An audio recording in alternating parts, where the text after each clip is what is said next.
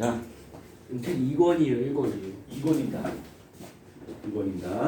자, 페이지 70페이지부터 좀 차근차근 다 정리하도록 할게요. 저번에 우리 했던 걸 잠깐 오버랩 시켜서 한번 해보도록 합시다. 영상을 좀 찍는 이유는 가준이가 지금 독감에 걸려가지고 네, 지금 태양이요? 태양이 나면 안 될 것 같아요. 안 된다고 왜요? 연락왔어요. 그리고 석환이는 한 달 만에 왔고요. 너는 지금 한 달 넘은 것 같아? 아니, 저 한 달만 했어요. 한 달 만에 오는 거야? 너는 3주 만에 오는 거, 그렇지? 자, 먼저 분자의 구조 잠깐 오버랩 시켜서 한번 보자. 자, 기억을 되살려야 되니까. 자, 분자의 구조라고 한번 보자. 저번에 배웠던 건데 오래돼서 다시 한번 좀 상기해야 돼요. 자, 분자의 구조인데 이 분자라고 하는 것이 바로 뭐냐면 원자와 원자들이 모인 것을 바로 분자라고 봐요. 그러니까 이 분자라고 하는 것은 원자와 원자들이 공격을 통해서 모인 집단, 팀, 이걸 바로 분자라 불러요. 그래서 이게 분자를 구성할 때 물질의 고유한 성질을 나타낼 수 있겠지. 그래서 말은 예를 들어서 수소와 산소가 모인다 그러면 수소와 산소가 지네 마음대로 막 그냥 지네 마음대로 모이는 것이 아니라 반드시 수소 2개, 산소 하나. 만약에 탄소와 산소가 만난다라고 한다면 탄소 하나, 산소 2개. 그다음에 만약에 질소와 수소가 만난다 그러면 NH3 이런 식으로 일정한 비율을 가지고 팀을 만들게 돼요. 그러니까 이 팀을 만들 목적은 확실하지? 얘네가 무엇을 만족시키기 위해서? 옥텟을 만족시키기 위해서. 옥텟을 만족시키기 위해서 원자가 결합하게 되는데 그래서 전자 같이 공유하면서 각각의 옥텟을 만족시키는 거야. 그래서 이렇게 만든 팀을 바로 분자라고 부르는데 그럼 분자의 구조라고 하는 건 어떤 거냐면 요 수소 2개랑 산소 하나가 있으면 수소 2개와 산소 하나가 전자쌍을 공유해요. 선생님 공유가 뭐예요? 이렇게 할 수 있는데 그래서 다시 공유 다시 계속 백스 피쳐입니다. 지금 계속 지금 거꾸로 가고 있어요. 자, 공유결합이라고 하는 것이 어떤 거냐면 도깨비. 자, 공결합이라고 하는 것은 예전에 이제 독재비 결합이라고 내가 우스갯소리 했었는데 이 공결합이라고 하는 것은 각각의 홀 전자를 공유하는 거예요. 홀 전자를 공유해서 공유 전자쌍을 만들어서 각각의 옥텟을 만족시키는 결합을 바로 공유결합이라고 해요. 예를 든다면 만약에 수소 2개를 분다고 치자. 수소 2개를 분다면 요 수소는 원자가 전자가 1개예요. 그 다음에 나머지 수도 원자 전자 1개인데 이걸 하나씩 내놓고 같이 쓰는 거죠. 그럼 이게 공유 전자쌍이 되는 거예요. 그전에 홀전자고요. 공유 전자쌍 형성해서 얘도 옥텟 만족시키고 얘도 옥텟 만족시키는 거야. 그래서 얘네를 우리는 공유 전자쌍이라고 부르는데 이 공유 전자쌍을 공유해서 각각의 옥텟을 만족시키는 결합이 바로 공유 결합이야. 근데 수소를 하게 되면 좀 특이한 케이스라서 수소 때문에 좀 헷갈릴 수가 있는데 만약에 CL을 예를 든다면 자, CL이 이렇게 있으면 CL이 갖고 있는 원자가 전자수가 7개예요. 그러면 이것이 갖고 있는 원자가 전자수를 여기 원소 기호 주변에다가 동서남북에다 점으로 표시하는 거야. 하나, 둘, 셋, 넷, 다섯, 여섯, 일곱 이렇게 표시하는 것을 루이스 전자점식이라고 해요. 그러면 요거는 비공유 전자쌍이 되는 거고 얘는 누구랑 같이 쓰는 게 아니야. 얘 혼자 쓰는 거야. 얘는 홀전자야. 혼자 있는 거란 말이야. 그럼 여기에 CL이 와서 여기서 붙는 거죠. CL이 붙으면서 하나, 둘, 셋, 넷, 다섯, 여섯, 7개. 그럼 얘는 세 쌍의 비공유쌍이 있고 한 쌍의 홀전자가 있어요. 하나의 홀전자가 있는데 이 홀전자를 각각 하나씩 내놔서 같이 쓰는 거죠. 그리고 이게 공유 전자쌍이 되면서 얘도 옥텟을 만족시키고 얘도 옥텟을 만족시켜서 공결을 형성하는 거예요. 이게 바로 공결이에요. 여기까지 이해할 수 있겠지? 아니 이것도 이해 못한다 그러면 다시 또 보름 정도 더 돌아가야 됩니다. 그러면은 너무 과거로 돌아가는 거죠. 타임머신 하는 것처럼. 그래서 이게 공결인데 요거를 공유 전자쌍이라고 불러요. 공유 전자쌍이라고 부르고 요 공유 전자쌍이 반드시 한 쌍 있는 건 아니야. 2쌍일 수도 있고 2개일 수도 있고 3개일 수도 있어요. 그래서 이 공유 전자쌍을 선으로 표시할 수 있어. 그걸 결합선이라 표현해요. 그래서 CL이 이렇게 있으면 CL을 요 공유 전자쌍을 하나의 막대로 표시해요. 이걸 이제 결합선이라고 부르고 이렇게 표시한 것을 구조식이라고 불러요. 그러면 분자의 구조라고 하는 것은 이렇게 공결을 형성할 때 결합선 사이의 각도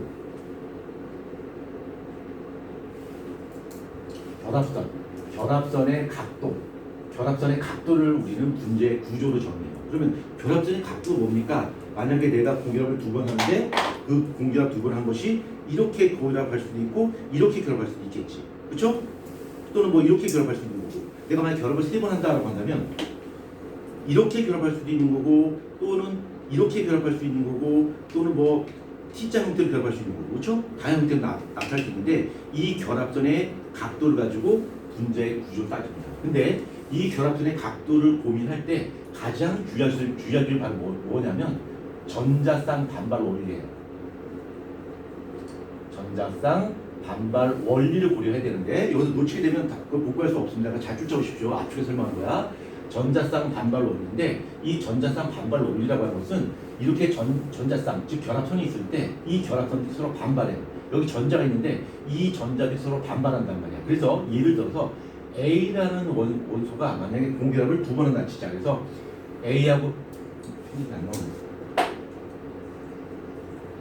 A하고 B가 있고요. A하고 B가 있으면 요 결합선과 요 결합선의 요 각도는 전자쌍 반발 원리에 의해서 결정해요. 그러니까 전자쌍 반발 원리가 뭐냐면 여기 있는 공유전쌍과 공유전쌍을 최대한 멀리 벌리는 것이 가장 안정적이라는 게 붙여놓는 겁니다. 그러니까 이렇게 된 것과 이렇게 180도 구조를 가진 거랑 만약에 A가 B를 두 개를 만나는데 이렇게 90도 각도를 나타냈을 때 이 두 개를 비교한다면 얘가 훨씬 더 안정적이 되는 거예요. 전자쌍을 서로 멀리 배치하는 것이. 그래서 얘가 몇 번의 공격을 하냐? 결합선이 몇 개냐? 그러면 그 결합선을 어떻게 최대한 많이 벌릴 것이가 라고 하는 것이 바로 분자의 구조 결정을 합니다. 다시 빠른 속도로 계속 진행합니다. 자, 만약에 어떤 원자가 있는데 그 원자의 원자가 전자가 한 개라고 가정하자. 그 원자가 전자 한 개라면 얘가 홀전자란 말이야. 그럼 홀전자 한 개를 내놓으니까 공유전쌍을 한 쌍 만들 수 있어. 공유전자쌍을 한 쌍 만들 수 있고요. 공유전쌍 한 쌍이 곧 결합선이란 말이야. 결합선이 하나가 만들어지겠지. 그렇죠? 그래서 예를 든다면 수소가 이렇게 있다면 수소가 홀전자 하나고요. 옆에 같이 공결합하는 수소도 역시 홀전자가 한 개고 그래서 같이 쓰는 거야. 그러면 얘도 옥텟을 만족시키는 거고 얘도 옥텟을 만족시키는데 이때의 공유전쌍을 막대기 결합선으로 그리게 되면 수소와 수소가 이렇게 1대1로 결합한 형태를 그릴 수가 있겠지? 그러면 이 각도가 꺾일 수는 없어요. 그러니까 직선이란 말이야. 근데 얘네는 180도 직선형이에요. 180도 직선형. 그러니까 꼭 수소뿐만 아니라 CL과 CL이 붙어도 F와 F가 붙어도 역시 결합 각도는 180도 직선형이 되는 거예요. 자, 근데 여기서 이제 극성과 무극성이라는 개념이 이제 또 등장이 되는데, 자, 극성이라고 하는 것은 어떤 거냐면 여기 어떤 분자가 있어. 그 분자가 있으면 여기 분자를 구성하고 있는 원자들 사이에서 전자를 공유할 것이고 그 전자를 공유하면서 공유하는 그 순간부터 자기적으로 전자를 더 끌고 가려고 노력을 해요. 왜? 다 비금속 원소니까 전자는 욕심을 갖고 있어. 그래서 전자를 자기적으로 끌고 가려고 노력하기 때문에 전자쌍들이 막 치우쳐요. 막 치우치는데 그 전자쌍의 치우침에 의해서 한쪽에는 전자가 더 많이 몰릴 수 있고 한쪽에는 전자가 상대적으로 부족할 수가 있어요. 그러면 전자쌍의 치우침에 의해서 전자가 상대적으로 부족한 쪽은 플러스 전할 거고 전자가 상대적으로 많은 쪽은 마이너스 전할 거야. 이렇게 분자 내부에 플러스 마이너스 전할 띄고 있는 것을 우리는 극성 분자랍니다. 극성 분자. 근데 만약에 분자가 있는데 이 전자가 골고루 퍼져 있다고 한다면 분자 내부에 플러스 마이너스 전화가 형성이 안 돼요. 이럴 때는 일반적으로 무극성 분자를 표현해요. 무극성 분자. 여기서 이제 새롭게 우리가 알아가야 될 개념이 하나가 등장하게 되는데 전기 음성도라는 개념이 있어요. 전기 음성도라는 개념이 있는데 이 전기 음성도라고 하는 것은 공유 전자쌍을 자율적으로 끌어당기는 힘의 세계를 바로 전기 음성도라고 해요. 이 순서는 뽕클 F, O, N, C로 기억하면 돼요. 그래서 이렇게 기억하시고 요만 기억하면 돼요. 딴 거는 기억할 필요 없어요. 그래서 이 F가 전기 음성도 매우 커. 그럼 전기 음성도 매우 크다는 뜻은 무슨 뜻이냐면 그 공유 전자쌍을 공유했을 때 자기 쪽으로 끌고 가려는 힘이 더 상대적으로 크다는 이야기야. 그러니까 예를 든다면 만약에 여기 F하고 여기 수소가 만약에 공격을 형성했다 치자. 그러면 하나, 둘, 셋, 넷, 다섯, 여섯, 일곱 개고요. 홀전자 하나지? 얘는 하나밖에 없단 말이야. 그럼 이 홀전자를 같이 공유하는 거야. 공유해서 같이 쓰게 되면 얘는 옥텟을 만족시키고 얘도 첫 번째 껍질에 두 개니까 옥텟을 만족시킨단 말이야. 그러면 F와 H가 결합했어요. 그럼 180도 직선형이야. 근데 이렇게 똑같이 F끼리 결합했을 때는 여기는 전자쌍이 어느 쪽으로 치우치지 않아. 왜? 양쪽의 전기도가 똑같으니까 어느 쪽으로 치우치지 않는데 얘 같은 경우는 같이 전자를 공유했는데 수소에 비해서 F가 전기도가 크니까 이 전자쌍이 F 쪽으로 치우치는 거야. 그러니까 이쪽에 상대적으로 전자가 많이 몰려있는 거겠지. 그래서 얘가 분자로 마이너스 전할 때고 얘가 분자로 플러스 전할 때예요. 이렇게 분자 내부에 마이너스 플러스 전화가 형성될 때 얘를 우리 뭐라 불러? 극성 분자라 불러. 이렇게 분자 내부에 플러스 마이너스 전압이 형성이 안 됐을 때 얘네는 우리가 일반적으로 무구성 분자로 표현해요. 그건 제가 계속 반복될 거고 일단 이렇게 1대1로 결합했을 때는 얘가 180도 직선형을 이루게 됩니다. 180도 직선형을 이루게 될 것이고 얘가 극성 분자냐 무구성 분자냐라고 하는 것은 서로 1대1로 맞짱을 떴을 때 같은 어끼리 붙어 있으면 원자의 종류에 관계없이 얘는 무조건 무극성이야. 근데 1대1로 맞짱 떴는데 서로 원자의 종류가 서로 같지 않다라고 한다면 얘네는 무조건 극성 분자가 될 수밖에 없겠지. 왜? 정균선 차이가 생길 수밖에 없으니까. 그렇죠? 아무리 정균선이 세다 할지라도 양쪽에서 끌어당기는 힘이 똑같기 때문에 전자성이 한쪽으로 절대 지우치지 않아요. 그러니까 무극성 분자입니다. 오케이? 승주 언더스? 오케이. 오이씨. 학교 시험 끝내봤더니 이렇게 공부가 바뀌었어요? 야, 우리 성이가 달라졌어요? 이거 사진 좀 엄마한테 보내줘야 될 것 같은데? 엄마가 안 믿으실 것 같아요. 우리 석환이 이런 애 아니에요. 자, 이번에 보자. 다시. 자, 원자과 전자가 두 개인 경우는 자, 원자과 전자가 두 개인 경우는 홀전자가 두 개일 거고요. 홀전자가 두 개니까 당연히 공유 전자쌍이 두 쌍이 나오겠지. 결합선이 두 개가 나옵니다. 그러면 결합선이 두 개일 때 이 결합을 두 번 할 텐데 이걸 최대한 멀리 벌려야 돼요. 멀리. 그렇죠? 그러니까 이렇게 90도 하는 것보다 180도 벌리는 것이 가장 이상적이겠지. 이해됩니까? 그래서 요게 대표님 얘가 베릴륨이 있어요. 베릴륨이 있고 얘는 원자가 전자 두 개야. 여기에 만약에 수소가 붙는다면 수소가 이렇게 와서 공격하고 이렇게 해서 공격한단 말이야. 그렇죠? 그러면 요거를 결합선으로 표시한다면 베릴륨이 이렇게 있고 수소가 이렇게 달라붙겠지. 그럼 요게 가장 멀리 벌려줘야 되니까 역시 얘네도 180도 직선형. 그렇죠? 직선형인데 자 여기 수소하고 베릴륨에서 공격했어요. 그럼 이 전자쌍이 수소 쪽으로 치우치건 베릴륨을 치우치건 어느 한쪽으로 치우칠 거야. 그렇죠? 얘도 또 치우치겠지. 근데 이쪽에 치우친 거와 이쪽에 치우친 놈이 어때? 밸런스가 맞죠?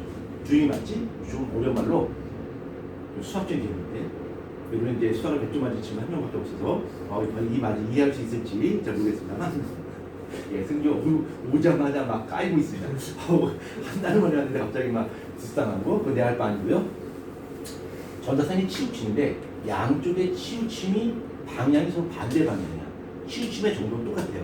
그러니까 이거 힘으로 본다면 힘의 합력이 0이 되겠지. R점이 0이 된단 말이야. 이거 좀 어려운 말로 좀 어려운 개념입니다. 네, 수학을 좀 잘해야 되는데 벡터의 합이 0이 됩니다. 아무튼 대칭 구조를 가졌다는 거예요. 대칭 구조니까 얘는 전자성이 어느 한쪽으로 치우치지만 전체적으로 보게 되면 뭐가 되는 거야? 무극성 분자가 되는 거야. 오케이? 이해되지? 근데 이런 건 사실 존재하지 않습니다만 베릴륨이 있고 여기에 만약 수소가 붙고 여기가 만약 힐이 붙었다 치자. 그럼 전체적으로 180도 직선형을 구성하는 건 똑같아요. 그렇지만 여기의 치우침과 여기의 치우침이 같진 않지. 그러니까 전적인 밸런스가 0이 아니지. 비대칭 구조지. 이럴 때는 어떤 구조가 될까? 이럴 때는 극성 분자가 됩니다. 이럴 때는 극성 분자가 됩니다.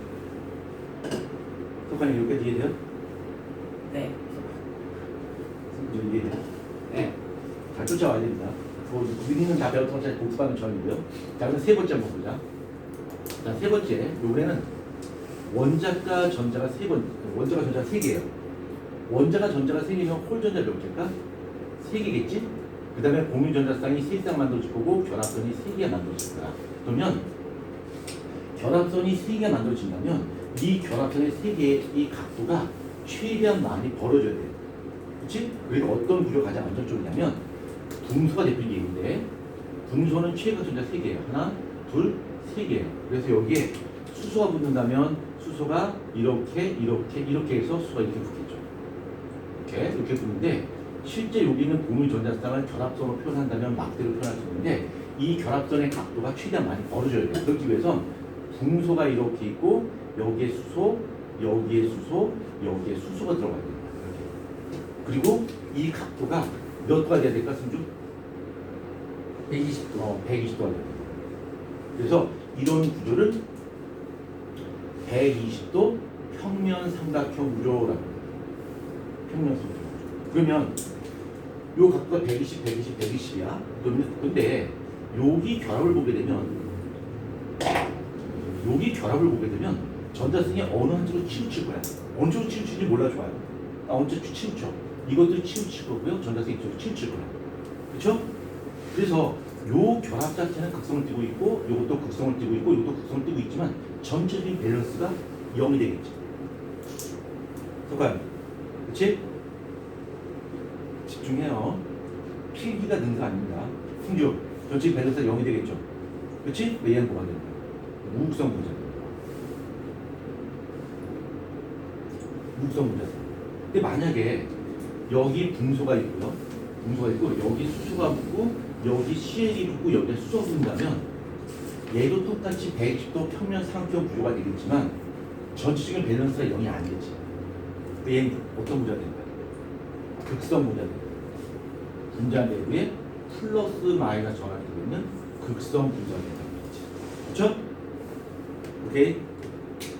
속도로 갈 수밖에 없습니다. 너무 빨라요. 이 표정이 힘들어요. 라고 나대지 마시고요. 자, 그다음 네 번째. 펜이 안 나오지?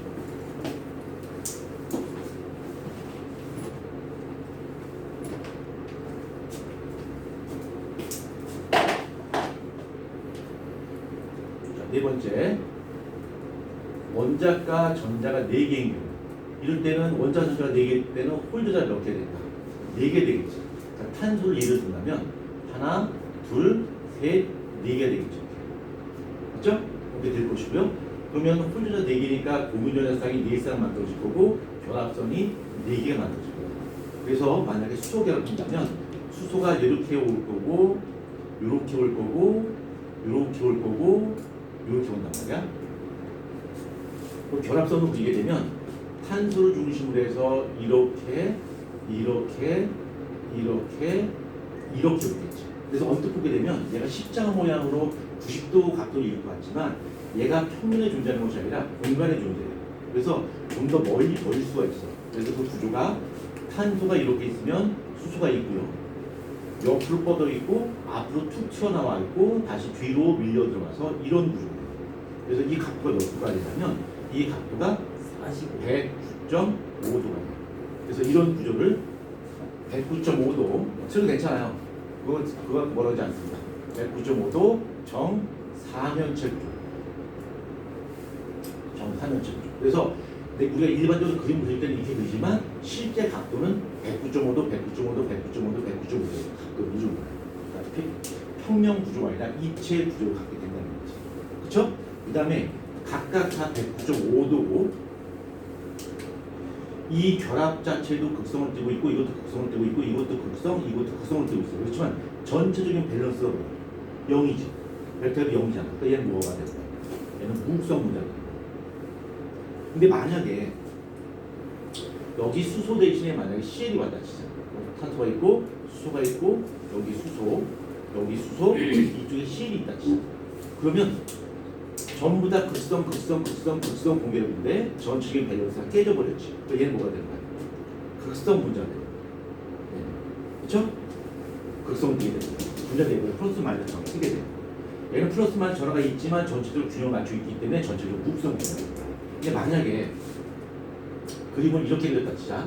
탄소가 모두 결합을 4번 하는데 CL을 2개 가지고 있고 수소를 2개 갖고 있다 치자. 그럼 언뜻 보게 되면 밸런스가 맞는 것 같아요. 근데 여기도 CL과 여기도 CL은 서로 마주볼 수가 없어요. 왜? 109.5도 정사면적으로 갖고 있기 때문에 탄소가 이렇게 있고 여기에 CL이 있고 여기 CL이 있고 여기 수소가 있고 여기 수소가 있는데 여기는 CL과 CL이 서로 마주보는 구조가 아니에요. 절대. 그러니까 얘는 뭐가 되나요? 극성 분자가 됩니다. 서로 이렇게 될 수 없어요. 실제 모양. 이런 모양이 되기 때문에 이 각도가 109.5도가 되고요. 얘는 극성 분자입니다. 오케이. 두 가지만 설명하고 그다음 넘어갑니다. 자, 그 다음에 5번째. 원자과 전자가 5개인 경우가 뭐예요? 원자과 전자가 5개인 경우. 그러면 질소가 대표적인 이해가 되는데, 자, 질소가 이쪽 파트가 지금 안 먹히고 있군요. 승주가 지금 벌써 하프만 먹으니까 지금 여기서 지금 놓쳤습니다. 지금 그냥 못 따라하고 있어요. 자, 하나, 둘, 셋, 네, 5개. 그리고 이렇게 된단 말이야. 그러면 얘는 홀 전자가 3개가 되는 거고요. 얘는 비공전자쌍이야. 자기 혼자 쓴 거란 말이야. 비공전자쌍이 한 쌍. 한 쌍. 그 다음에 홀 전자 3개 생기니까 공유 전자쌍은 3쌍이 생기겠지. 수소가 온다면 수소가 온다면 이렇게 와서 수소가 풀려. 그렇죠? 그러면 얘가 질소가 있으면 여기에 수소가 붙고 여기에 수소가 붙고 여기에 수소가 붙고 이쪽에는 비공유전자쌍이 있어요.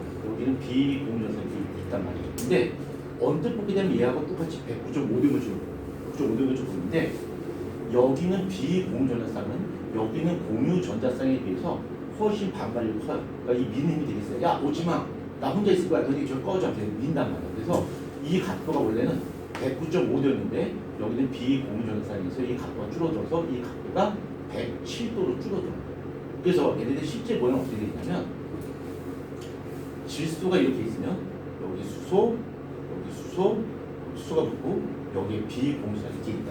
그래서 이 각도가 109.5도를 이룬 것이 아니라 이 각도가 107도로 있습니다. 그래서 그 각도를 107도 삼각뿔형이라고 표현하고요. 그 다음에 얘가 요 전자쌍이 질소주로 치우쳐요. 질소주로 치우쳐.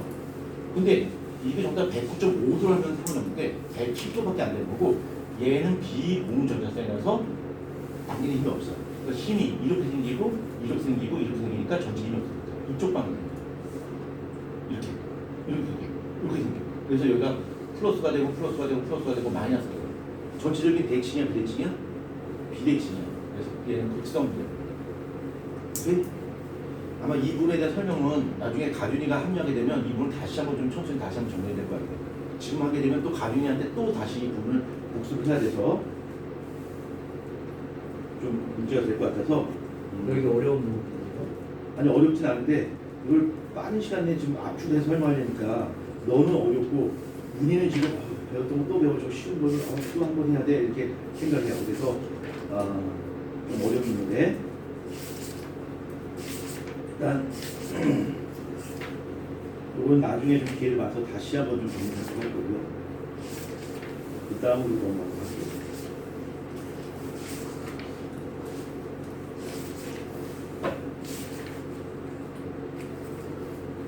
자, 페이지 110페이지 봅니다. 110페이지.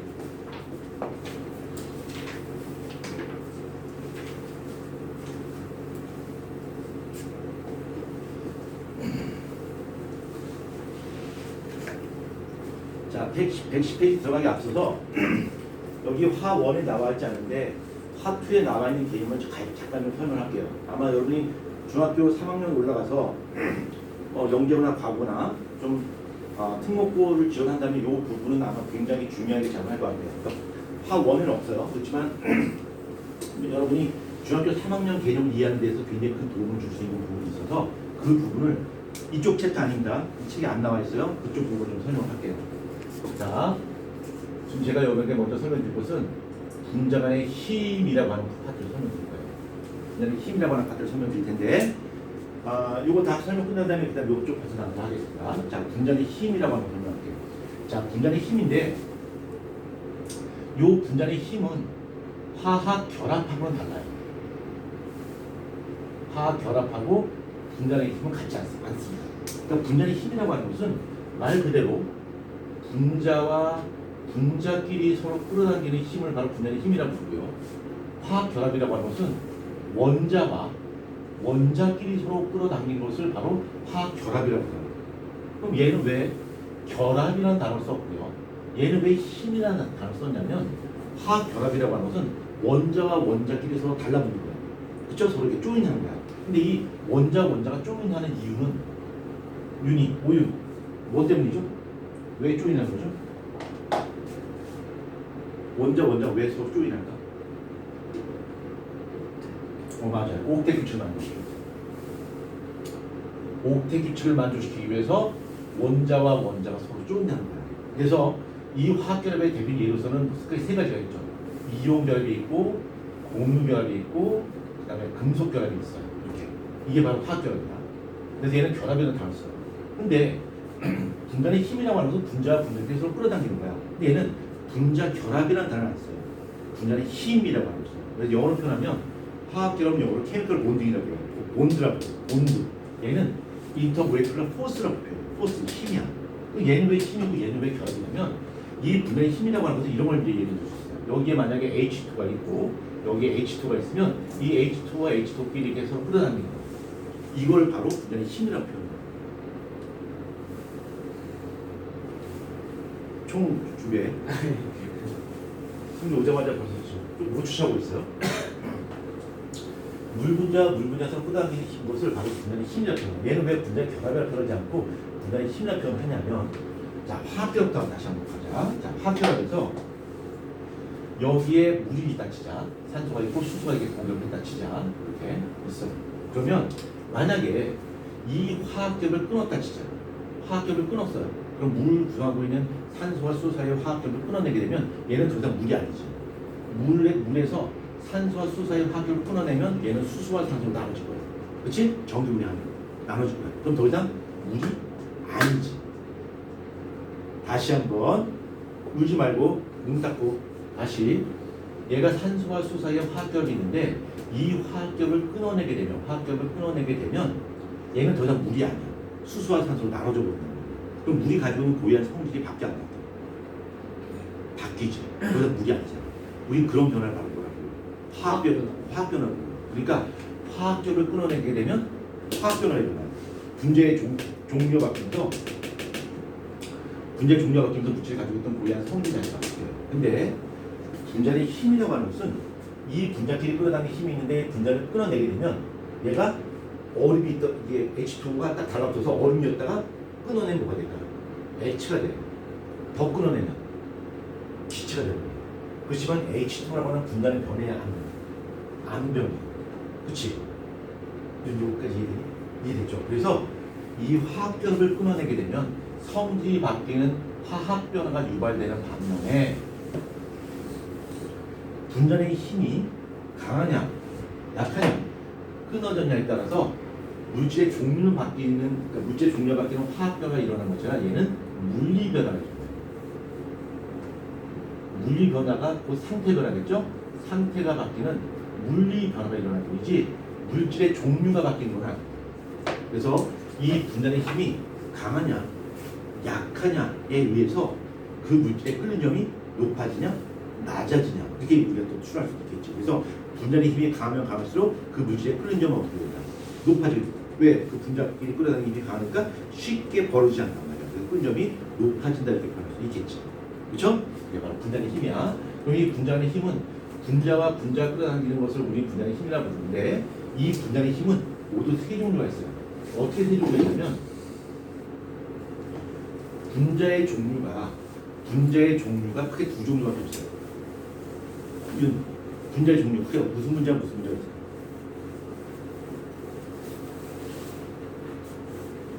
지금까지 설명했던 거. 극성 분자하고 무극성 분자. 극성 분자와 무극성 분자. 종류 두 종류밖에 없어요. 그래서 분자의 힘이라고 하는 것도 역시 극성 분자, 무극성 분자가 아닌 힘이야. 이 극성 분자라고 하는 것은 분자가 이렇게 있으면 분자 안에 플러스 마이너스 전하가 형성되는 거예요. 그럼 플러스 마이너스 전하가 형성된 이유가 바로 무엇 때문입니까? 전자의 치우침 때문입니다. 아까 우리가 배웠던 것처럼 그 전체적인 분자의 구조가 불균형해지면서 전자가 치우치고 그 결과 분자 내부에 플러스 마이너스 전하가 발생될 때 얘를 극성 분자라고 해요. 반면에 무극성 분자는 분자 내부에 플러스 마이너스 전하가 없어요. 얘가 이제 무극성 분자가 된다. 그럼 여긴 전자가 없는 거야? 아니요. 전자가 있지만 전자가 골고루 퍼져 있어서 좀 어려운 말로 벡터압이 0이 됐을 때 이게 바로 무극성 분자가 됩니다. 그래서 이 극성 분자는 분자 내부에 플러스 마이너스를 갖고 있기 때문에 이 극성 분자를 다른 말로 쌍극자이라고 합니다. 아주 쌍극자라고 해요. 쌍극자. 그러니까 쌍이 뭐야? 두 개라는 얘기야. 그건 플러스 마이너스 그걸 뜻한다. 그래서 플러스 마이너스 그걸 두 개 갖고 있기 때문에 이게 쌍자라고. 그 다음에 이 무극성 분자는 분자되면 플러스 마이너스 전압 없죠? 그래서 얘를 뭐라고 하냐면 좀 어려운 말이 있다. 유도쌍자라고 해요. 유도쌍자. 그럼 여기서 유도쌍자에서 여기 유도가 의미하는 바가 뭘까? 유도. 유도화. 맞아. 인듀스의 뜻이에요. 그러니까 얘는 지금은 플러스 마이너스 전압 없어요. 플러스 마이너스 전압 없는데 외부 요인에 의해서 플러스 마이너스 전압가 형성이 됩니다. 지금은 플러스 마이너스 전압 없지만 외부 요인에 의해서 플러스 마이너스 전압가 형성되는데 여기 전자가 골고루 퍼져 있어요. 근데 이 전자가 고정돼 있나? 아니죠. 전자가 움직인단 말이야. 전자가 움직이다 보면 순간적으로 전자가 한쪽으로 약간 더 많을 수도 있고 약간 적을 수도 있겠지. 순간적으로 플러스 마이너스 전화가 잠깐 생길 수가 있어. 그걸 바로 뭐라고 해요? 유도쌍자. 그러니까 이 쌍자라고 하는 것은 양쪽에 전기 음성도의 차이에 의해서 전의 불균이 생기는 것이 바로 쌍자라면 이 유도쌍자는 전기 음성도에 의해서 생기는 것이 아니라 전자가 한 자리에 머물지 않고 계속 어떻게 움직이다 보니까 순간적으로 플러스 마이너스 전화가 잠깐 나타나요. 이걸 바로 유도쌍자. 그래서 이 분자의 힘을 구성하고 있는 분자의 종류가 쌍극자하고 유도쌍자 두 종류밖에 없어요. 그러면 분자의 힘이라고 하는 것은 딱 세 종류밖에 없는 거야. 극성 분자와 극성 분자가 서로 끌어당기는 힘하고, 극성 분자하고 무극성 분자가 끌어당기는 힘하고, 그 다음에 무극성 분자와 무극성 분자 끌어당기는 힘 세 종류밖에 없어요. 이 이상 없지. 그래서 이 극성 분자와 극성 분자 끌어당기는 힘을 뭐라고 하냐면 얘를 쌍극자이라고 해요. 쌍극자이라고 하고요. 그 다음에 무극성 분자와 무극성 분자 끌어당기는 힘을 분산력이라고 해요. 분산력. 그 다음에 극성 분자와 무극성 분자 간의 힘은 얘는 극성 쌍극자라고 불렀었지. 얘는 쌍극자가 되는 거고요. 무극성 분자 유도 쌍극자. 유도 쌍극자 인력이라고. 그래서 힘의 종류가 세 종류밖에 없어요. 극성 쌍극자 인력, 극성 무극성 쌍극자 유도 쌍극자 인력, 그다음에 분산 세 가지밖에 없어요. 그러면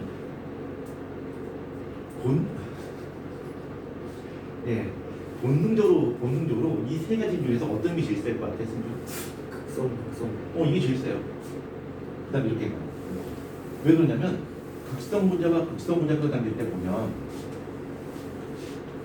극성 분자 이렇게 있으면 여기 플러스 마이너스 있을 거 아니야. 얘 극성이니까 플러스 마이너스 있지.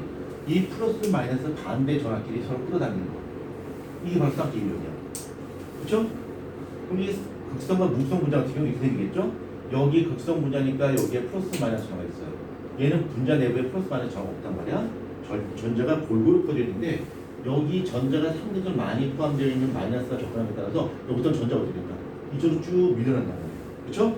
전자가 이렇게 쭉 밀려날 거고요. 쭉 밀려날 거고 이 쭉 밀려나는 현상을 뭐라고 하냐면 편극이라고 불러요. 편극이라고 부르고 편극 현상이 발생해요. 그래서 얘도 약하게나마 플러스 마이너스 전화 뜨게 된단 말이에요. 이거를 바로 뭐라 불러? 유도 쌍자라고 불러요. 그러니까 얘는 전기 음성도 차이에 의해서 플러스 마이너스가 되지만 얘는 외부 요인에 의해서 전자가 치우쳐. 즉 평현상에 의해서 플러스 마이너스 전화가 되는데 이걸 바로 유도쌍자예요. 그래서 쌍자, 유도쌍자예요.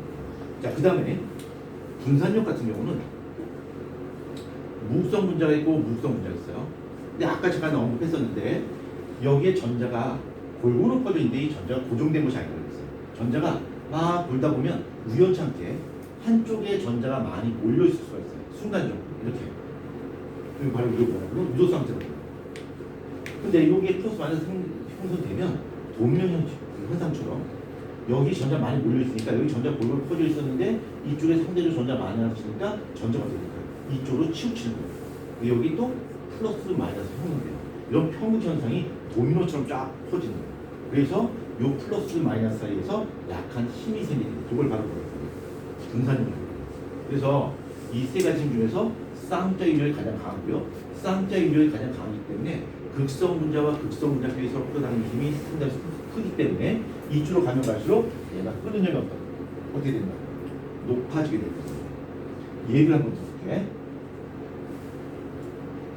자, 예를 들면 N2가 있어. C5가 있어. 자, 분자를 보게 되면 얘는 분자이 28이야.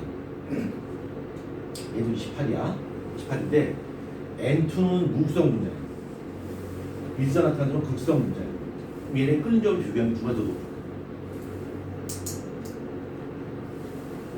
분자이 똑같은 조건 하에서 무극성 분자와 극성 분자를 비교했을 때 분자의 이력이 누가 더 높아? 얘가 더 크지? 얘가 더 크지? 그 끓는 점 누가 더 높아? CO. 얘가 더 높아. 그치? 그래서 분자의 비슷한 조건 하에서는 무극성 분자에 비해서 극성 분자의 끓는 점이 좀 높아진다. 근데 그럼요, 만약에 N2하고 H2를 비교하면 얘는 분자이 28이고요. 얘는 분자이 2야. 얘는 무극성이고 얘도 무극성이야. 얘네 둘이서 존재하는 힘을 비교하게 되면 얘도 분산력이고 얘도 분산력이야. 즉 약한 힘으로 존재하고 있어. 근데 얘는 분자이 2고 얘는 분자이 28이니까 치우치는 전자 개수를 보게 되면 얘는 전자가 기껏 해봐야 한 개 정도 치우칠 텐데 얘는 뭐야? 뭐 20개, 또 10몇 개가 전자 치우칠 거야. 그러면 얘가 전자 개수가 훨씬 많기 때문에 전자의 치우치는 정도가 더 크게 잘 나타난다는 거야. 그렇지? 그래서 같은 조건이라면, 같은 무극성 분자라면 분자이 크면 클수록 분산력이 커지게 될 것이고 그 결과 끓는 점이 높아진다. 그래서 우리가 어떤 분자가 있을 때 그 분자의 끓는 점이 높아질 수 있는 조건은 첫 번째는 극성력, 두 번째는 분자량, 세 번째는 표면적. 요 세 가지를 고려해서 끓는 점을 결정해요. 그러니까 요 세 가지에 의해서 분자의 인력이 결정된다. 분자의 인력. 그래서 같은 조건이라면, 다른 곳이 다 동일한 조건이라면 극성이 있죠. 그 다음에 다른 곳이 전부 다 똑같은 조건이라면 분자이 크면 클수록, 그 다음에 다른 조건이 다 똑같다면 표면적이 크면 클수록 끓는 점은 좀 더 높아져요. 왜? 분자의 인력이 훨씬 더 세지기 때문에. 자, 승규가 이해를 못했기 때문에 다시 한번 설명드리겠습니다. 예.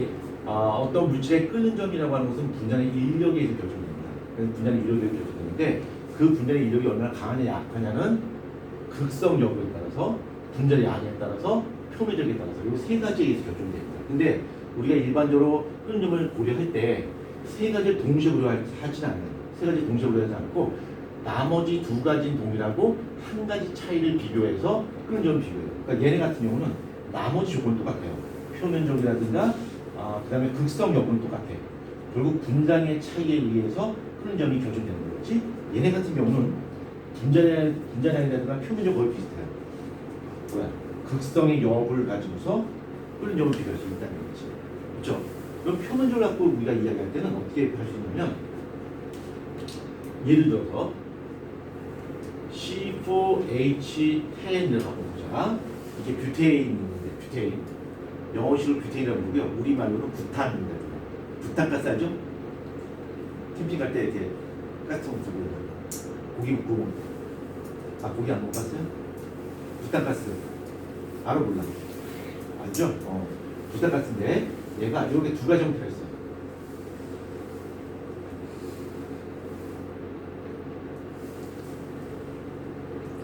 이 막대 끝에는 수소가 전부 달려 있습니다. 이거 다 쓰니까 진짜 귀찮네. C4H10이야? 근데 C4H10이 이렇게 탄소가 막대기 형태로 된 것이 있고요. 또 하나는 이렇게 된 것도 있어요. 이제 여기에 수소가 있는. 이것도 똑같이 C4H10, 이것도 C4H10이야. 똑같이. 그러니까 굳이 이름으로 쓴다면 얘는 N-뷰테이라고 부르고, N-뷰테이라고 하고, 얘는 아이소뷰테이라고 하고. 나중에 설명할 텐데 그냥 지금 그냥 원리만 아이소뷰테이라고 불러요. 똑같은 분량은 똑같아요. 얘도 무극성이고 얘도 무극성이고. 그러면 극성 여부도 동일하고 분자도 동일해요. 그럼 뭘 비교해야 될까? 표면적을 비교해야 되겠지. 그 표면을 봤을 때 N-뷰테인하고 아이소뷰테인 두 가지 비교했을 때 어느 쪽이 더 큰 것 같아요? 표면적으로. 어느 게 표면적이 커요? N-뷰테인이 더 커요. 그래서 얘가 흐르는 점이 좀 더 높습니다. 왜? 표면적이 좀 더 크기 때문에. 오케이?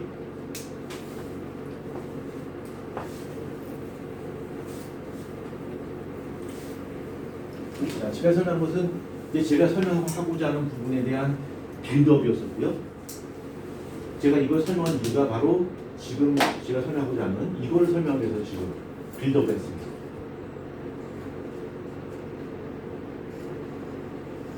자, 수소결합 해요. 수소결합. 이거 설명하려고 이걸 했어요. 이거 하려고. 자, 수소결합 한번 보자. 수소결합입니다. 수소결합. 수소결합인데 왜 고통스러워해? 어? 잘라.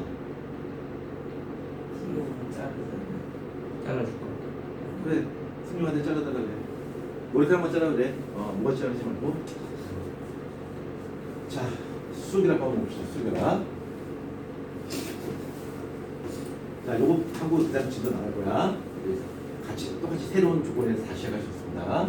자, 수소결합인데 얘는 이름 뒤에 먹었더니 결합이라는 단어가 붙었지. 근데 주의할 점이 뭐냐면 얘는 화학결합이 아니야.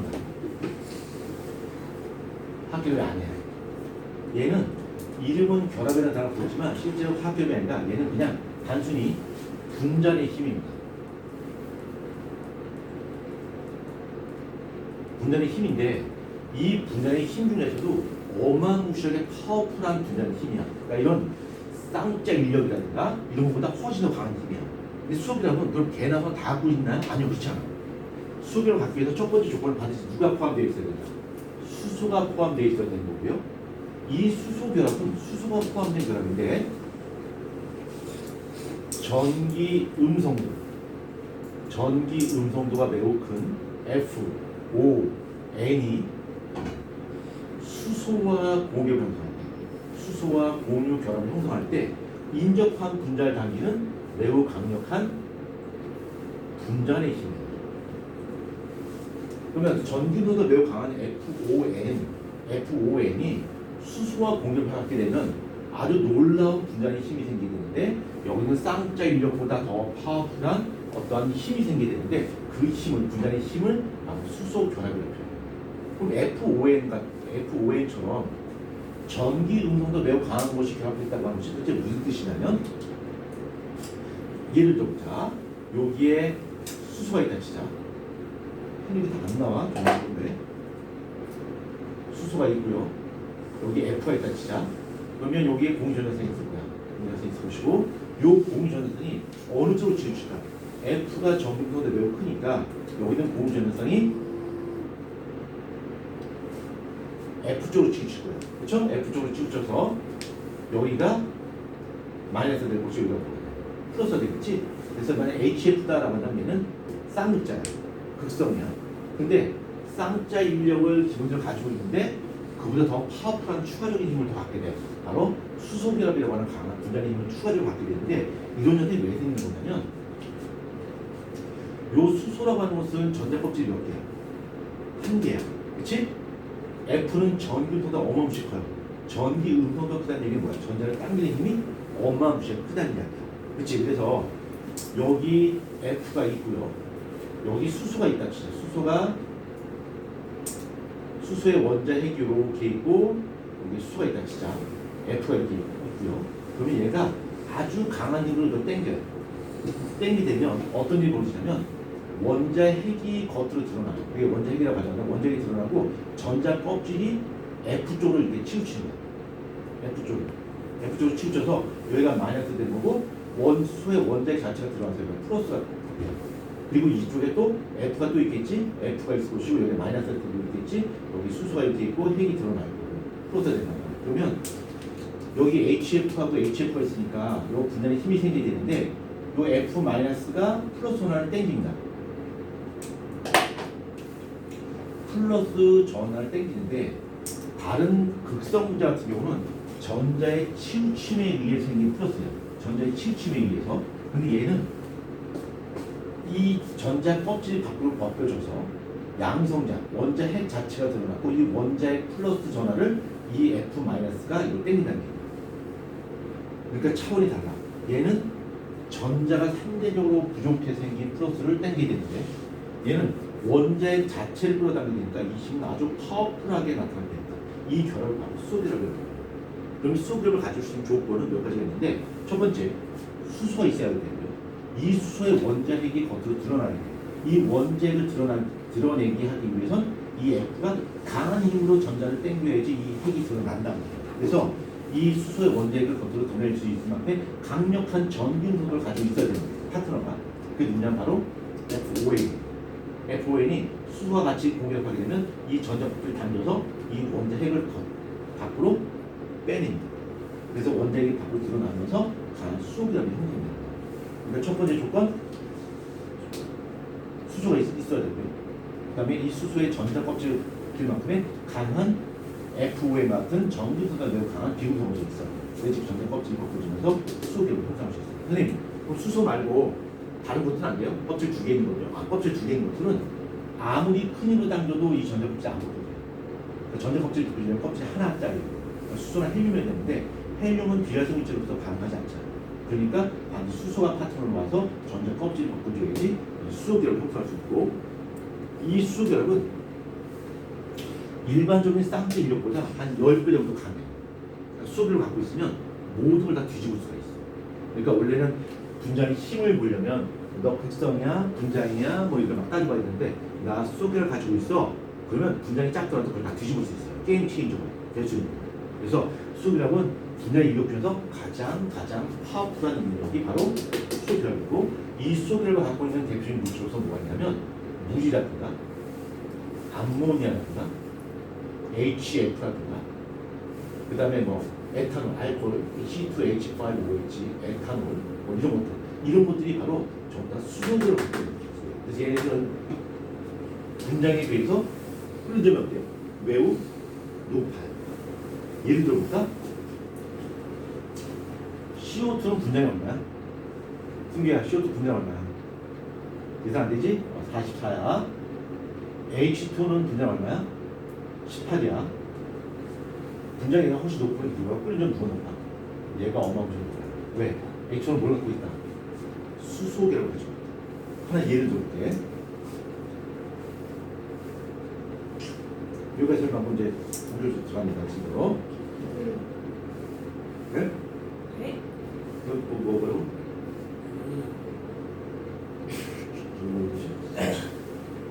자, 이거 HF라고 한번 보자. HF. 자, 이쪽 X축이 분자이야. 분자가 아니고 Y축이 끓는 점인데 이 HF하고 동조건, 그러니까 F의 같은 쪽에서 아래쪽에 있는 놈들을 보면 HF, HCl, HBr, HI가 있을 것이고, 얘네들이 이쪽 가면 갈수록 분자는 점점 커져요. 이렇게. 그 다음에 분자의 구조도 다 똑같아요. 다 극성 분자예요. 그러면 이론적으로 이런 이론의 기초에서 본다면 분자이 이쪽으로 가면 커지기 때문에 끄는 점도 어떻게 될까? 이렇게 하면서 좀 높아져야 되겠지. 그렇죠? 그래서 원래 이건 저 쓸 필요 없어요. 원래는 이렇게 돼야 돼요. 여기가 HF, 여기가 HCl, HBr, HI. 이게 끄는 점이 형성돼요. 분자이 커지면 커질수록 끄는 점이 되게 높아진다. 이런 컵을 가는 게 정상이에요. 근데 실제로는 이렇게 안 돼요. 이렇게 안 되고, 원래는 HF가 가장 끄는 점이 낮아야 되는데 실제로 보게 되면 이렇게 됩니다. 이렇게 HF, HCl, HBr, HI. 원래는 HF가 가장 끄는 점이 낮아야 되는데 희한하게 가장 꼴찌로 가야 되는 놈이 가장 1등 올라서 있어요. 왜 그러냐면 이 HF는 다른 곳이 갖고 있지 않은 독특한 파워풀한 뭔가 힘을 갖고 있어요. 그 힘이 바로 수소결합. 그래서 이 HF가 수소결합을 갖고 있기 때문에 분자량이라든가 이런 걸 다 극복할 수 있는 아주 강력한 힘을 가지고 있어서 흐름이 높아집니다. 수소기를 갖고 있는 놈들은 끓는 몇 매우 높다. 그래서 이렇게 수소기를 갖고 있는 물질들 이거 꼭 좀 기억하도록 합시다. 알겠죠? 나중에 기회 되면 이 부분도 포함해서 좀 설명을 드리도록 하겠습니다. 쉬는 시간. 좀만 더 하고. 아, 2시에 1시간 있어. 1시간. 진도 나가기 전에 꼈다가. 아니야, 아직 시간 멀었어. 모임. 자, 이제 새로 시작합니다. 자, 책 폈죠? 110페이지. 자, 110페이지 가겠습니다. 물 좀 마시고 하세요. 네, 물 마시고 오십시오. 저도요. 네, 마시고 오십시오. 여기 힘들어야 되지. 나도 힘들고, 오랜만에 만나기 힘드네요.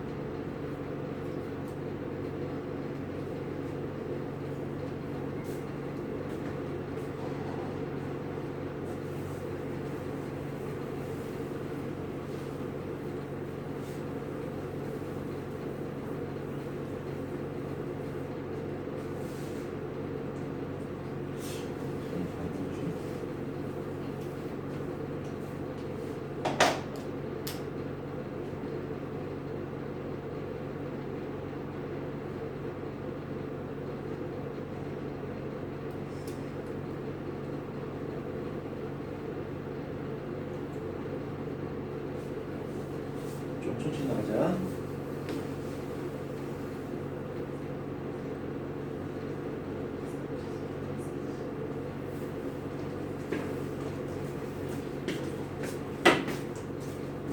쉬는 시간인가요? 나가지 마시고요.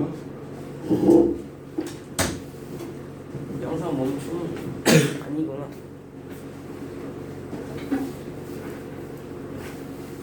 자, 이제 차근차근 갑니다. 잘 따라오십시오. 네, 좀 천천히 가도록 하겠습니다. 여러분들도 오랫동안 쉬어서 잘 적응이 안 되겠습니다만 저도 이게 오랫동안 이게 공식이 있다 보니까 저도 잘 적응이 안 되네요. 심지어는 윤희도 지금 잘 적응이 안 되고 있습니다. 그건 한 3주 정도 쉬었더니 윤희도 좀 적응이 되고요. 와. 그 다음에 저기 성판이는 원래 적응 못했고요. 아, 10분만 쉬었다면 안 돼요. 진짜 제발.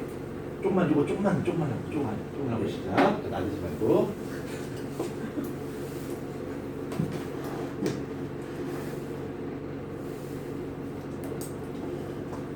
자, 반응의 종류라고 하는 겁니다. 반응의 종류.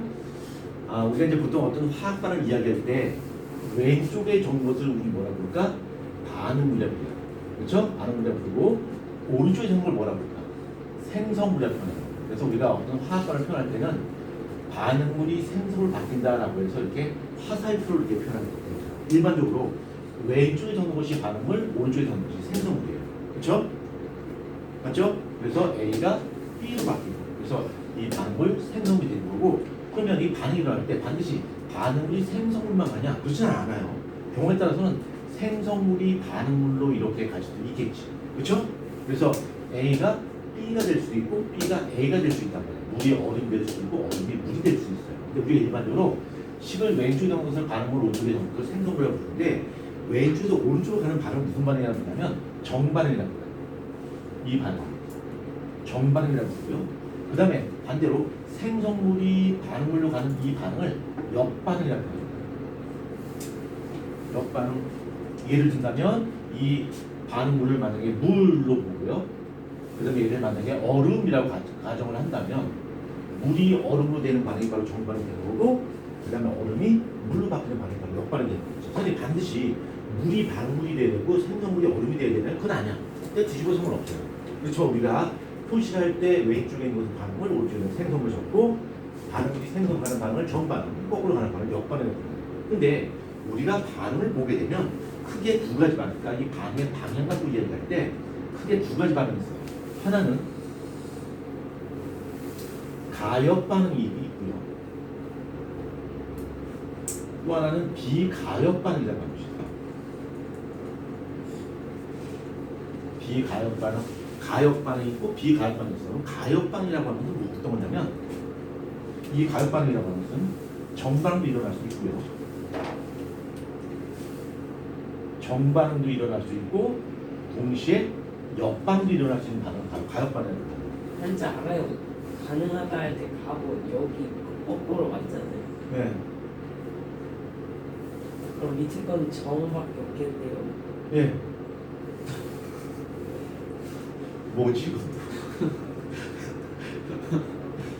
뭐지 이 짝꿍은 뭐지 이것도? 자, 그래서 얘는 A가 있고 B가 있다면 A가 반응이고 B가 생성물인데 A가 B로 될 수도 있고 B가 A로 될 수 있는 반응. 이런 반응이 바로 가역 반응입니다. 근데 비가역 반응이라고 하는 것은 정반응 또는 역반응 두 개 중 하나만 일어나는 반응을 바로 비가역 반응이라고 합니다. 근데 일반적으로 일어나는 반응을 보통 정반응 쪽에 둡니다. 그래서 A가 B가 되는 반응이 일어나지만 거꾸로 되는 반응이 일어나잖아요. 이런 반응을 바로 비가역 반응이라고 합니다. 그러면 이 가역 반응이라고 하는 것의 대표 예로는 어떤 게 있냐면 뭐 물과 얼음 뭐 이런 것들이 있겠죠, 그렇죠? 이런 것들이 바로 비가역 반응인데 이 비가역 반응이 되기 위해서 말이야, 비가역 반응이 되기 위해선 이 반응물과 생성물이 있는데 이 반응물이 갖고 있는 에너지가 있을 거고 생성물이 갖고 있는 에너지가 있을 거야, 그렇죠? 그 에너지 차이를 뭐라고 하면 반응 여기다 그냥 그래프를 그린다면 그래프를 이렇게 그려서 여기가 에너지고 여기가 반이라 칩시다. 반을 치는데 여기가 반응물이고 여기가 생성물이야. 여기가 반응물이고 생성물이라고 쓰자.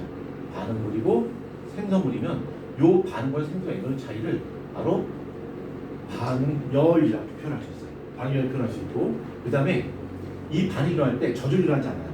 활성화 에너지라고 하는 것이 있어야 돼요. 활성화 에너지 처음 이야기하는 것 같은데 활성화 에너지가 어떤 거냐면 여기 어떤 물질이 있다 치자. 반응물이 있다 치자. 반응물이 이렇게 있는데 이 물질이 반응해서 이렇게 반응을 할 거야. 그러면 제일 먼저 일어나야 되는 일은 어떤 일이 먼저 진행됩니까? 제일 먼저 어떤 일이 먼저 되지? 윤 어떤 일이 먼저 될까? 제일 먼저 이것이 이렇게 바뀌려면 어떤 일이 먼저 벌어져야 돼?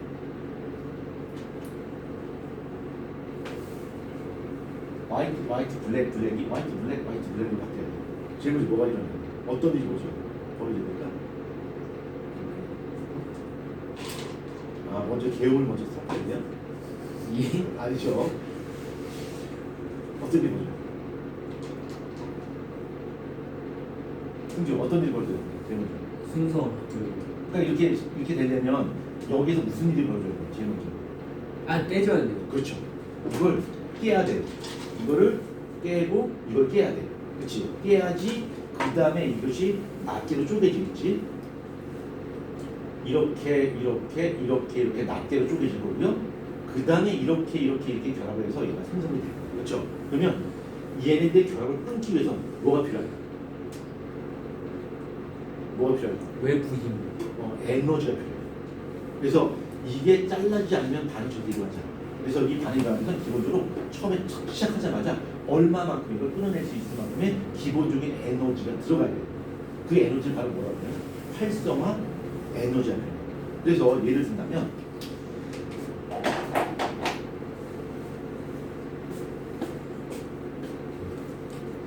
여기 종이가 있는데 이 종이가 포도당 성분하고 똑같습니다. 그래서 진짜요? 예, 포도당 먹어도 돼요. 근데 먹어도 되는데 먹지 않는 이유가 뭐냐면 여기 표백제 접착제가 붙어 있어서 먹지 않는 거죠. 포당은 똑같습니다. 그러면 포당을 산소 결합시키게 되면 포당이 분해가 돼. 무엇과 무엇을 분해되지? CO2와 산소로 분해된다는 것을 얼마 전에 시험을 쳤었죠. 세포 호흡이라고 해서. 시험 친 적 없어요? 아무튼 이 포당이 산소 결합하게 되면 CO2와 H로 분해가 돼요. 그렇지? 그러면 여기 포당이 있어요. 공중에 산소 있지. 내가 막 휘죠. 얘가 CO2와 H로 분해될까? 네. 안 돼요. 왜? 활성화 에너지가 분급이 안 되어서.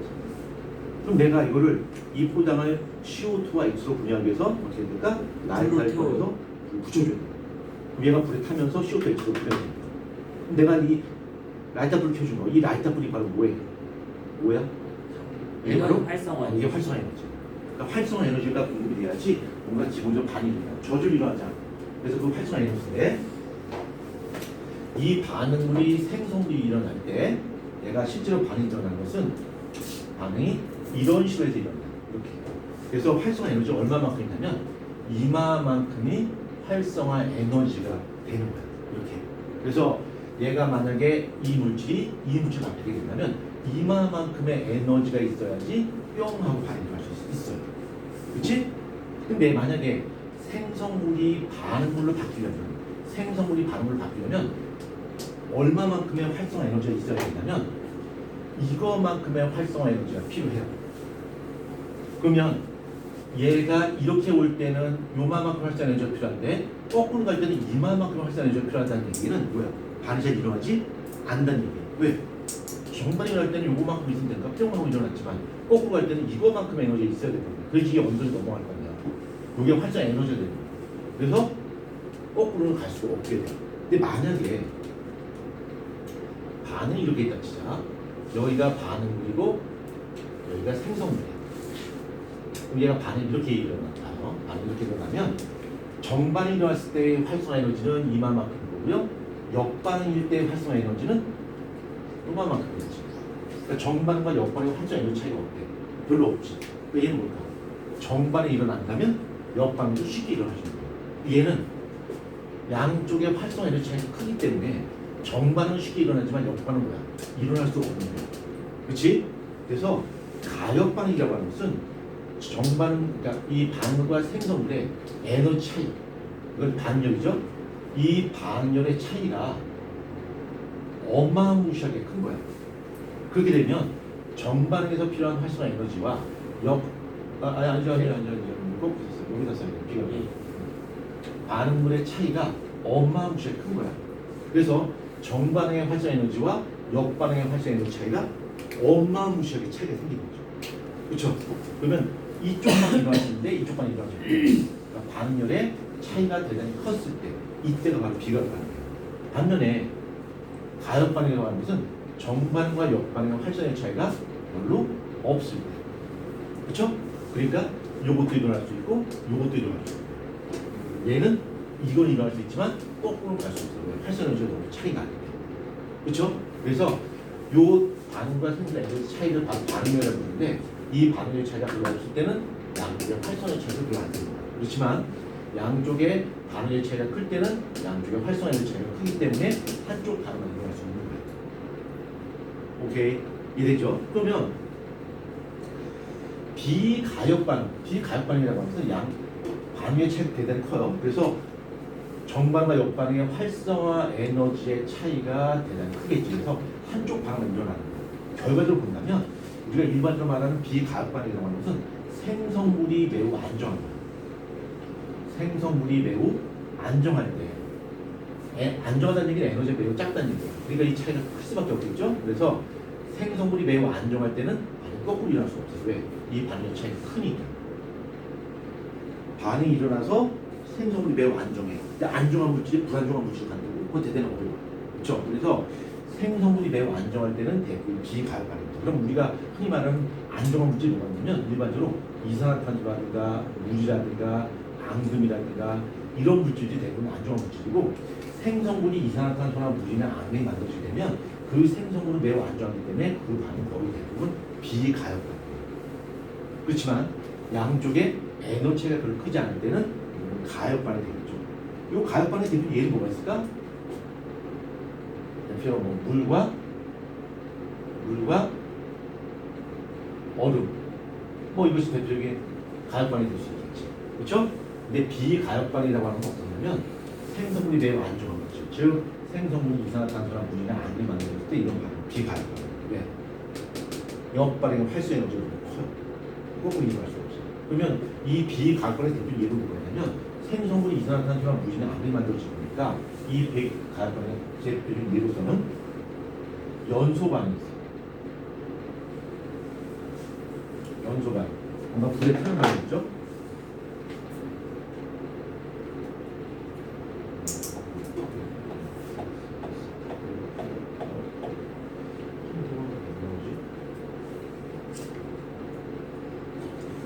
자, 연수 반응인데, 자, 탄소가 이렇게 있어요. 탄소가 있고, 탄소를 태우는 거예요. 탄소를 태우게 되면 이산화탄소를 만들게 되는데, 이때는 이 반응과 생성물 에너지가 매우 커요.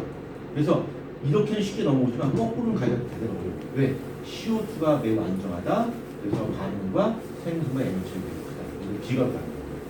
CO2가 아니고 탄소와 산소 다시 만들 수 있어요. 생성물이 CO2가 만들어지는 반응 비관반응이다. 자, 두 번째. 중화반응. 자, 중화반응이라고 하는 것은 산하고 염기가 반응해서 물이 만들어지는 반응. 이게 중화반응인데 이 중화반응은 비가업 반응이에요. 아직 우리가 산염기 배우지 않았는데 아마 언뜻 알고 있을 거야. 산성이 뭔지 염색이 뭔지. 염산, 황산 이런 것이 있고 염기는 뭐 수산화탄소 이런 것도 있는데 이런 것들은 비가업 반응이에요. 예를 들어볼까? 산의 대표 예가 HCl이에요. 염기 대표 예가 NaOH인데 HCl하고 NaOH가 반응했어. 그럼 뭐가 만들어질까? 요 HCl이라고 하는 것은 여기 H 플러스하고 Cl 마이너스, 얘는 Na 플러스하고 OH 마이너스인데 여기는 H 플러스하고 여기는 OH 마이너스 반응해요. 그래서 물이 만들어져. 물이 만들어지고 NaCl이 이렇게 만들어진 거예요. 만약 이것이 가역방이랑 무슨 일이 벌어질까? 승주, 이게 만약에 염산하고 수산화나트륨, 산과 염산 합쳐서 H2O, NaCl이 만들어진 이 반응이 가역반이라면 무슨 일이 벌어질까? 이건 무슨 일이 벌어질까? 소금을 넣으면 어떻게 될까? 나는 분명히 소금물을 먹었을 뿐인데 염산하고 수산화나트륨을 섞어서 먹는 거랑 마찬가지야. 그럼 죽겠지. 그쵸? 너 먹었어? 이거 그걸 일어날 수 있는 모양인데 내가 놀라는 거니까 이게 비가반응이기 때문에 우리가 이걸 섞으면 이게 되고 이 소금물이 이렇게 막지 않는 거예요. 그렇죠? 왜 그러냐면 이 물이 매우 안정한 물질이기 때문에. 그래서 이게 물이 생성되는 중화 반응도 역시 비가역 반응이다. 그 다음에 앙금 생성 반응 역시 비가역 반응이에요. 세 번째로 앙금 생성 반응. 그러니까 AG NO3하고 그 다음에 NaCl을 반응시켰어요. 그러면 AgNO3, Ag 플러스하고 NO3 마이너스가 있고요.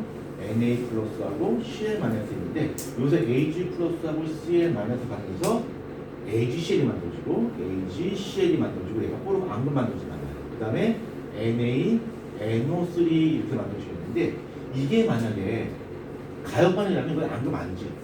거꾸로 녹는다는 얘기 아니야. 그렇죠?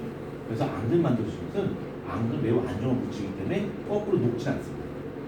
이게 녹는다면 이건 앙금이 되는 거지. 그렇죠? 그래서 이 세 가지가 바로 대표적인 비가역반응입니다. 비가역반응에서 또 한 가지 예를 든다면 기체가 생성되는 반응이 있어요. 기체가 발생합니다. 그러니까 예를 들어서 마그네슘을 염산에 집어넣었어요. 염산에 집어넣었더니 Mg Cl2가 되고 수소기체가 발생하게 되는데 이 수소기체가 그냥 뽀로록 하고 날아가 버리는 거야. 날아가 버렸어요. 그러면 반응이 이렇게 일어나는데 수소기체가 날아가 버렸잖아. 그럼 거꾸로 갈 수 있어? 없잖아. 그렇죠? 근데 만약에 이 기체가 생성되는 반응에서 내가 뚜껑을 닫아놨다면 얘는 가역반응이 될 수 있어요. 왜? MgCl2가 수가 있으니까 MgCl2가 수가 반응해서 거꾸로 갈 수 있겠지. 그렇지만 내가 뚜껑을 열어놓는다면 이때 발생하는 기체가 밖으로 외부로 빠져나가 버리기 때문에 이게 반응 계에서 사라지게 되니까 거꾸로 갈 수 없다고 해요. 이런 경우도 역시 비가역반응. 그렇죠? 자, 조합한다면 그래 요거까지 해보실 거야. 비가역반응이라고 하는 것은 생성물이 매우 안정한 것이고 다른 말로 말한다면 반응과 생성물의 에너지가 매우 큰 것이 바로 비가역반응입니다. 그럼 우리가 어떻게 또 생각할 수 있냐면 그러면 우리가 어마무시하게 폭발적인 에너지를 가해준다면 비가역반응도 거꾸로 갈 수 있겠네요? 갈 수 있어요. 어마무시한 에너지 가한다는 할 수 있습니다.